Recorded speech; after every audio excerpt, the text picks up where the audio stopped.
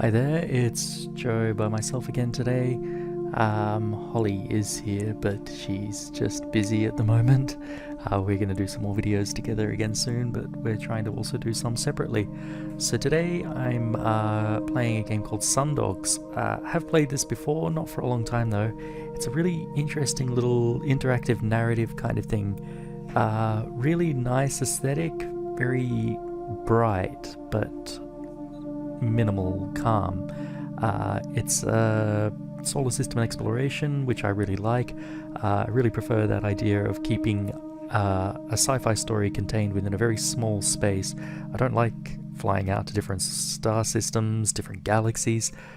If you've got a good story, you should be able to tell it within the space of what we currently have. Go to Mars, tell a story there. Kim Stanley Robinson's Red Mars is just a textbook on too much detail on a story, but yeah. So anyway, Sundogs.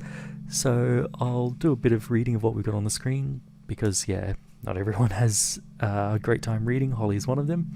So, Sol, humanity is spread across the system. Where we could not bend the environment to our will, we changed our bodies to suit it. We are no longer born and do not die. Identity became fluid, flesh became alien, we are something beyond human. And it's asking for my moniker. So I tend to always use the same name, Max. And yeah, let's begin. So, if I remember right, here we go, we're seeing all of the planets.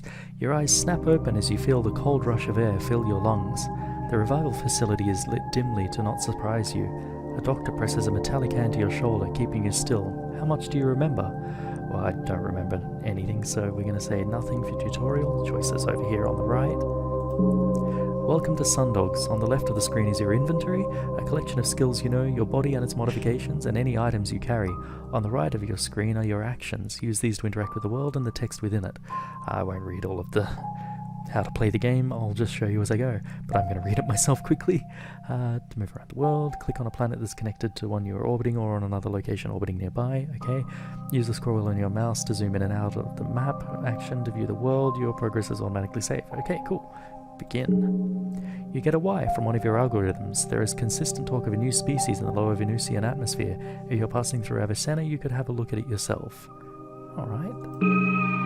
Let's go check out Venus. That's a little hard to read for me.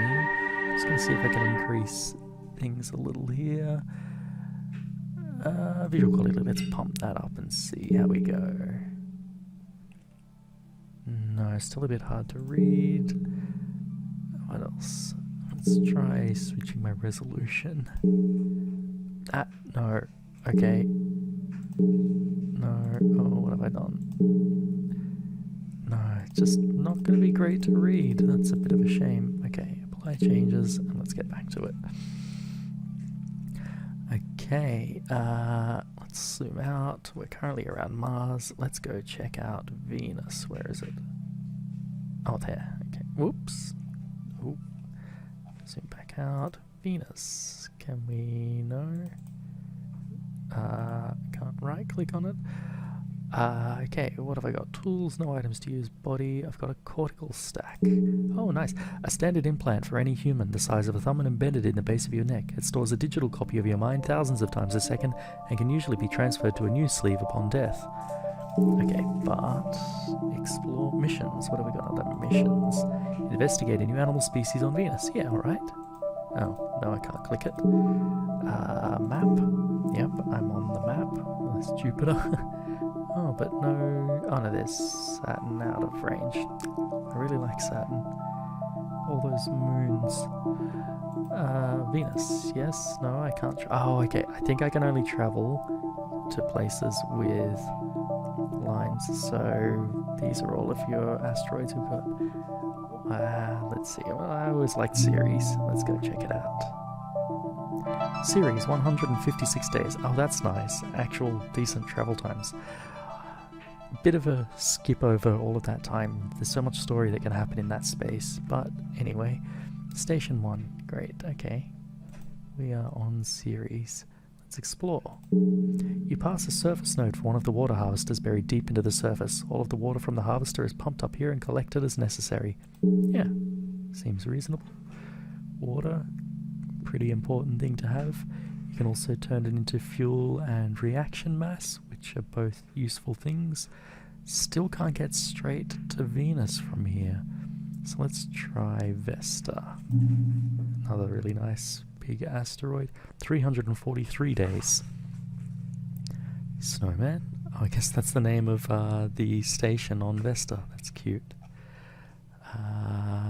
Can I get to Venus yet? Oops. Can't zoom in enough to tell. No. Okay, let's try Hygeia.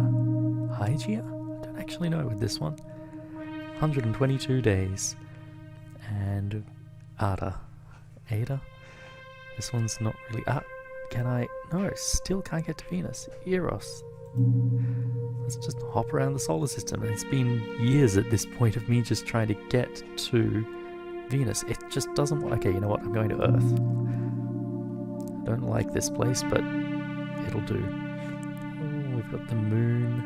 We've got the debris fields. Very bare Earth. But can we now... We can get to Venus finally. Okay. Venus. 55 days. That's a pretty good engine. I wonder what they're using. I don't think anything here is going to tell me... Oh, actually, info.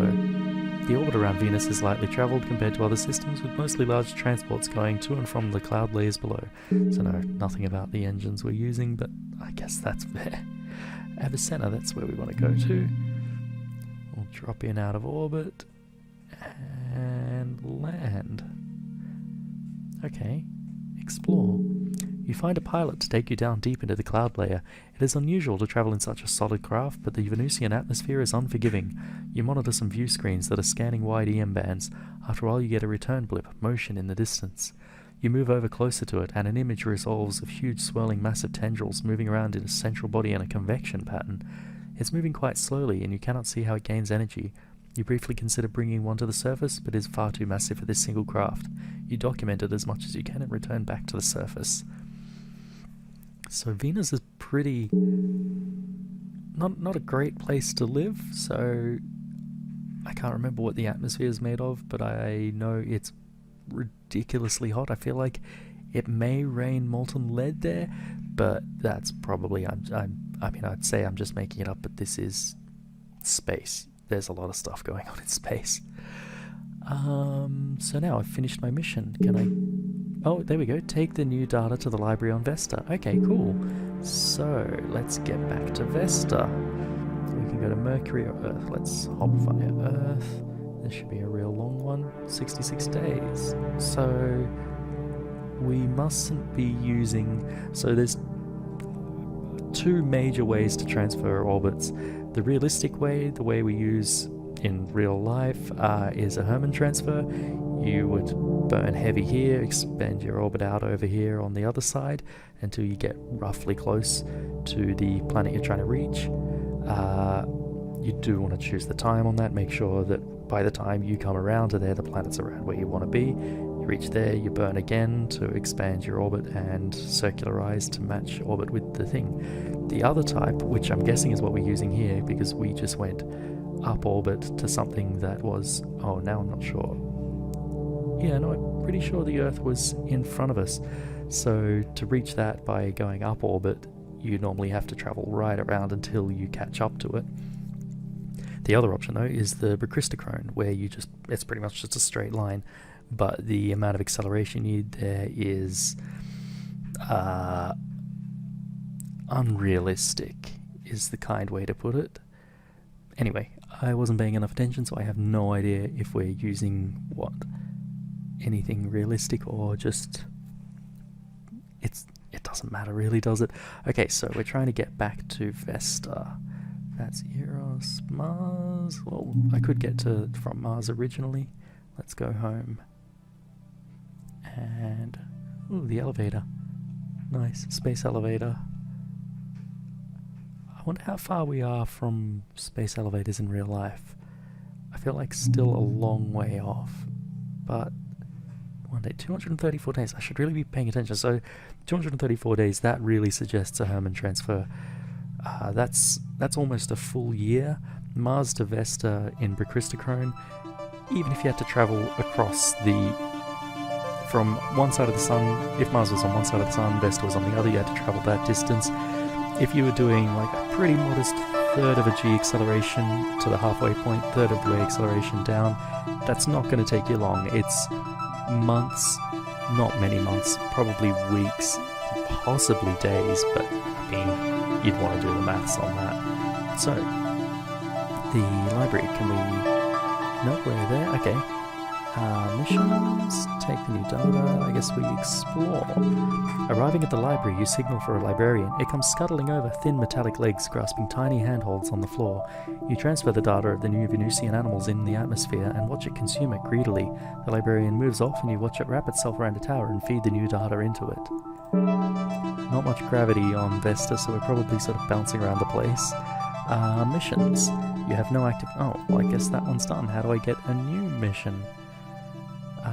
Let's explore. What is upload? You cannot copy your cortical stack here for preservation. Currently only Avicenna on Venus, Angero above Luna, Olympus on Mars, or Station 1 on Ceres have facilities to do this. Okay, so that's, I guess, how we save. I haven't felt particularly in danger yet. Let's explore. A small librarian crawls around the branches of a pear tree, picking the ripe fruit apart as the juice floats past you. Some really just nice images in this. And very, like the physical design, very minimal text. It leaves a lot open to what you want to see. I want to go to Saturn. I want to try. I've got a favorite moon of Saturn. I want to see if I can get there. So let's go via home again. 288 days. Where can we go from here? We seem to be trapped inside the inner system. Let's try... No, we were just on Vesta. Yeah. So we may not actually be able to get to the outer system. Maybe that comes later. Okay, let's... We're on Mars. Let's explore Mars. Oop. Yeah. No, I guess we're at the elevator. Good place to break... Oh, to orbit. Organelle? Is that what that's called? Yeah, Organelle. Okay. That's interesting. What is Organelle? Named after one of the corporations that built it, the Organelle Orbiting Commonwealth is a large-scale residential Dyson cylinder. The uncapped cylinder is divided in half, each section rotating in opposite directions, providing stable gravity within it. Multiple levels allow for different strengths of gravity, providing different habitats for those who live here. Cool. That's interesting. So I guess, yeah, if you're from Earth, you would stay on the outer rim. If you're from Mars, you might go in a bit. I really like that idea. I haven't heard of Dyson cylinder before. I'll have to look that up. Dyson sphere, a bit more famous, I guess. I don't know. Explore. You request to dock and quickly denied to your surprise. A short conversation reveals some sort of internal issue, but you manage to convince the person you were communicating with to let you through anyway. Maybe we can find out more about that. From this distance out in space, you can only make out patches of green and blue inside the orbitable. Orbitable? Is that... Did I really just... Okay. Info. No, that's the same info. We are in Organelle. Let's explore a bit more. You are walking along a quiet street when a growing noise of crowd attracts you. You turn a corner to see a street festival open up in front of you. A huge variety of food and drink, local artists displaying works and music filling the air. There are a few children all running around excitedly. Let's explore the festival. An artist is selling small models of the solar system, held together by an unseen force. Miniature planets orbit a bright sun. You can even see Mars's moons and elevator. I would definitely buy that. We still don't know what difficulty they're having here, so I'm going to walk around a bit more. On the orbital's net, you find a sim filled with dogs of every variety, many of the breeds you have never encountered before, and cannot tell if they are exclusive to the outer planets or from Earth. You play around with them and with some other users in the sim. Okay. So I feel like things are pretty calm here. Maybe it was just the festival, where they were getting a bit overstocked with people. What? Oh, I have animal handling. I wonder if that ties into my dog there. Dealing with general variety of animals. Okay, well that's... okay. Let's go to Phobos.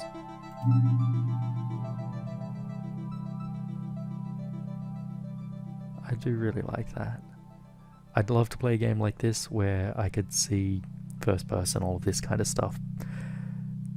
But all of them are kind of focused on running around and shooting things, and you know, I just want to explore. And yeah, this is a great experience. I love this. I don't feel like there's going to be an end to this. It's just going to be stepping through, exploring this solar system, and they've obviously put so much work into it. I don't know anything about the developers. Maybe they've made other things. I should really look into that. So let's explore Phobos. On the net, you watch some training videos for one of the local Phobos sports teams. Each player in the league must use a standard issue sleeve and then physically train it up as they wish before competing. Modifications to the sleeve are strictly controlled and many other safeguards are in place. Like, just so much thought into this just one little thing. This is the kind of world building I love, where they've built an entire solar system. If they were writing a story in this, all of this stuff would be in their heads, but they wouldn't really need to include it. But here's just a worldview to explore. They don't have to tell a story, they've just given you a world for you to tell your own story, and yeah, I'm loving it. Okay, let's wander around to Phobos a bit more. The docking queue is light today, and it is only minutes before you are inside the station. A friendly message informs you that all necessary identification and registration has been logged with the Phobos Customs Corporation, and thank you for visiting. Okay. I don't feel like that flows so well from the last one, although the last one didn't really suggest we were already docked. Okay, let's try again and see. After clearance from traffic control, you enter the queue, waiting to be swallowed into the moon service and to the city below. Okay, no, so maybe these are just little stories, one to the next. You upload some of your memory experiences into the net here for others to view and sense, if they choose to. Their entire sensory feelings will be overtaken by a reproduction of yours from a selection of previous events. Okay, cool. Memory upload. You watch the common sport played here on Phobos, a type of low-gravity handball. Inside a geodesic sphere, teams of 3 compete to hit the ball onto each facet of the sphere. There are dozens of teams and several leagues that play in the Martian region. Yeah, that sounds pretty fun. You get a cosmetic mod at a small shop in the city, smooth mirror-like plates crafted over your eyes. Looking into the mirror, the final look is eerie, but admittedly cool. Yeah. Does that? Then, yeah, here we go, mirror shades. So cool. Oh, that's cute, I like that. Okay, yep, I'm gonna call that a good experience on Phobos. Let's, oh, we've got some other... We've got Deimos. What's this though? The elevator. Okay, no, that's where I came in. Where else might be nice to go? Let's go check out Earth. Let's see how it's doing these days. And it's not far away. We're in the debris fields. Perhaps the most dangerous orbital region in the system, Earth's orbit is filled with centuries of humanity left to decay. Yeah, okay. Good place to just park ourselves, I guess? I don't know. I feel like you'd have your... like we have now, we've got a graveyard orbit. Or... yeah, okay, so we have a graveyard orbit, but not everyone really uses it that well. It's just a thing the Americans kind of do, and everyone else maybe just doesn't do it in the same way. But yeah, there should be... if I was designing it, you would have orbits that are safe and orbits that are unsafe. But I guess after a while that's just going to blur. Anyway, let's land. And what have we got? The last shreds of land on the surface of the Earth, a scorched and barren surface, but not completely inhospitable. Okay, so something's happened here. Let's have a look around. At a spaceport, you find an intact emergency facility filled with a variety of items that are in good shape. Okay. Whoops, guys. Perhaps it was placed here later, but it is obvious no one has been here in some time. Yeah, no one's caring. Let's take them. You pick up what you can and move on. What did I get? A life raft, liquid rope? No further details found. Okay, that I would like to know a little more about liquid rope. Parachute, no further details. Flare, a beacon that radiates brightly on commonly used electromagnetic spectrum. Life raft, no further details. Okay, let's walk around a little more. The air is scorching on the equator, well past 60 degrees. I'm assuming that's Fahrenheit. Outside there is only cracked and dried mud. Sorry, not Fahrenheit, Celsius. Outside there is only cracked and dried mud, strong winds blowing around huge clouds of dust. Okay, Earth is a mess.